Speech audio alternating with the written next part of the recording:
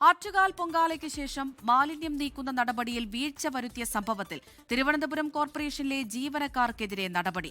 Health inspector, junior health inspector വിഭാഗത്തിലെ 5 പേരെ സ്ഥലം മാറ്റി. റിനു ശ്രീധർ തിരുവനന്തപുരത്ത് നിന്ന് വിവരങ്ങൾ നൽകാനായി ചേരുന്നുണ്ട്. റിനു, ഈ പൊങ്കാലയ്ക്ക് ശേഷമുള്ള മാലിന്യം അത് വളരെയധികം ചർച്ച ചെയ്യപ്പെട്ടൊരു വിഷയമായിരുന്നു. ഇപ്പോൾ നടപടി വന്നിരിക്കുന്നു എന്ന് മനസ്സിലാക്കുന്നു. ആർക്കൊക്കെതിരെയാണ് നടപടി? എന്താണ് നടപടി? അമൃത, ആറ്റുകാൽ പൊങ്കാലയ്ക്ക് ശേഷം ഈ മാലിന്യം നീക്കം ചെയ്യുന്നതുമായി ബന്ധപ്പെട്ടിട്ടുള്ള ഒരു വിവാദം തുടർന്ന ഒരു രാഷ്ട്രീയ വിവാദത്തിലേക്ക് പോകുന്നു. CPM-ഉം അതുപോലെ തന്നെ BJP-യും വലിയ രീതിയിൽ ഒരു പോർവിളി മുഴക്കുന്ന ഒരു സാഹചര്യം ഉണ്ടായി. കാരണം കഴിഞ്ഞ തവണയൊക്കെ തന്നെ CPM ആയിരുന്നു, LDF ആയിരുന്നു നഗരസഭ ഭരിച്ചത്. വലിയ രീതിയിൽ മാലിന്യം വിമുക്തമാക്കിയതിനെ പ്രശംസിക്കുന്ന ഒരു സാഹചര്യമൊക്കെ ഉണ്ടായി. പക്ഷേ ഇത്തവണ BJP-യാണ് നഗരസഭ ഭരിക്കുന്നത്. പക്ഷേ മാലിന്യം നീക്കം ചെയ്യാത്തതുമായി ബന്ധപ്പെട്ട് വലിയ ആരോപണമാണ് ഉയർന്നത്.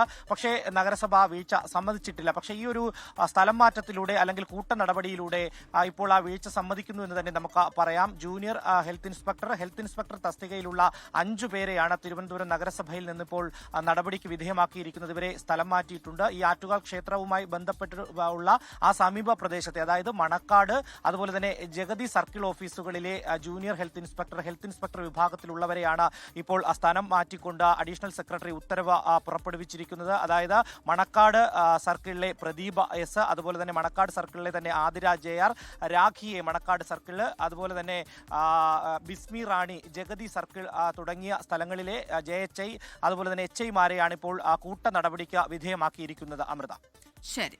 റിനു ശ്രീധറാണ് വിവരങ്ങൾ നൽകിയത് തിരുവനന്തപുരത്ത് നിന്ന്. ലോകത്തെവിടെയായാലും ഏത് സമയത്തും 24 വാർത്തകളും ഓഗ്മെന്റഡ് റിയാലിറ്റി പാക്കേജുകളും എക്സ്പ്ലെയിനറുകളും വിശദമായി കാണാൻ ഞങ്ങളുടെ YouTube ചാനൽ നിങ്ങൾക്ക് സബ്സ്ക്രൈബ് ചെയ്യാം.